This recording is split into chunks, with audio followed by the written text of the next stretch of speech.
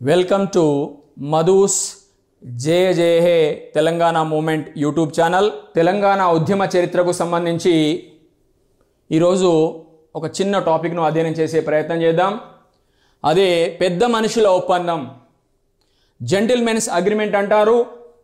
ముఖ్యంగా పెద్ద మనుషుల ఒప్పందం ఎప్పుడు జరిగిందంటే 20 ఫిబ్రవరి 1956వ సంవత్సరంలో జరిగింది.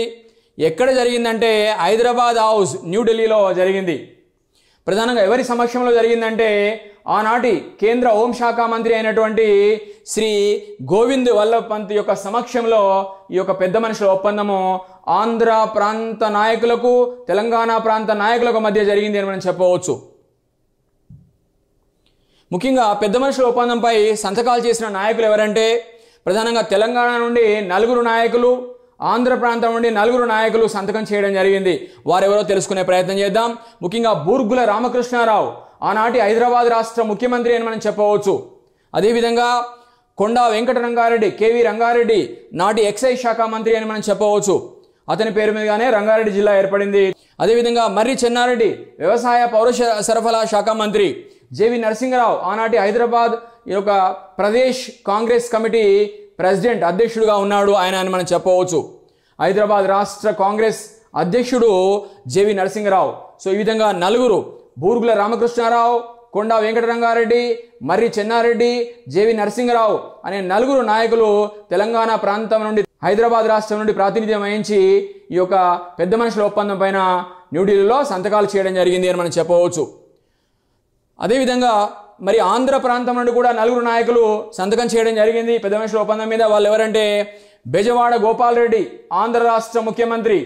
అదేవిధంగా నీలం సంజీవరెడ్డి, ఆంధ్ర రాష్ట్ర ఉప ముఖ్యమంత్రి.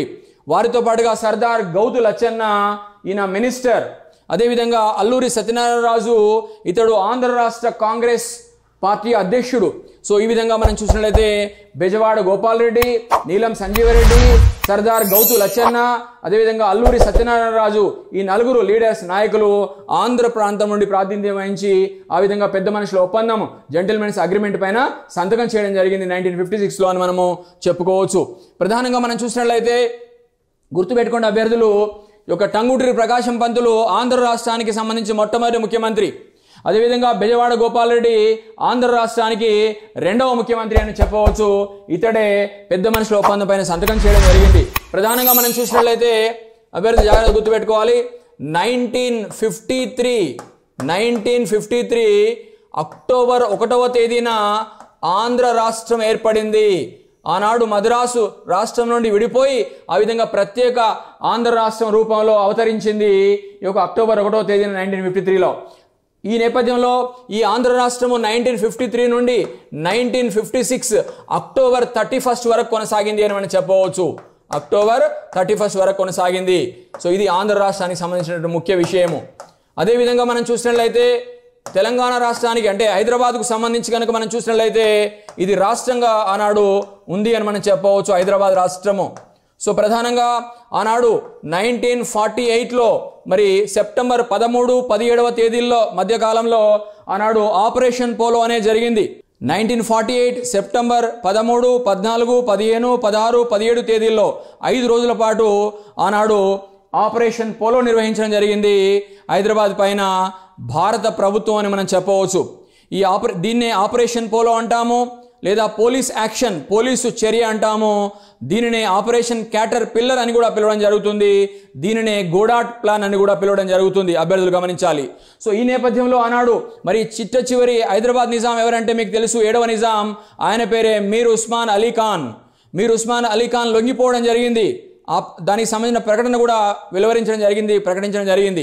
ఈ నేపథ్యంలో మరి హైదరాబాద్ రాష్ట్రాన్ని ఏర్పాటు చేసి ఆ విధంగా హైదరాబాద్ రాష్ట్రాన్ని కనుక మనం చూసినట్లయితే ప్రధానంగా ఆనాడు జేఎన్ చౌదరికి పాలనాపరమైన బాధ్యతల్ని అప్పగించింది ఆనాటి భారత ప్రభుత్వం అని మనం చెప్పవచ్చు. ఈ విధంగా సర్దార్ వల్లభాయ్ పటేల్ ఆనాడు కేంద్ర హోంశాఖ మంత్రిగా ఉన్నాడు. స్వతంత్ర భారతదేశంలో మొట్టమొదటి ఉప ప్రధానమంత్రి, హోంమంత్రి మన సర్దార్ వల్లభాయ్ పటేల్.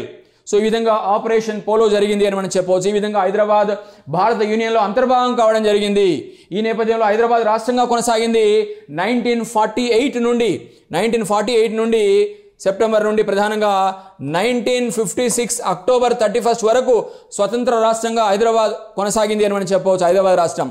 సో ఈ హైదరాబాద్ రాష్ట్రాన్ని, అదేవిధంగా ఆంధ్ర రాష్ట్రాన్ని, మద్రాసు నుండి విడిపడినటువంటి ప్రత్యేక రాష్ట్రంగా ఏర్పడినటువంటి ఆంధ్ర రాష్ట్రాన్ని ఆనాడు కనుక మనం చూసినట్లయితే 1956 నవంబర్ 1వ తేదీన ఆంధ్రప్రదేశ్గా ఏర్పాటు చేయడం జరిగింది.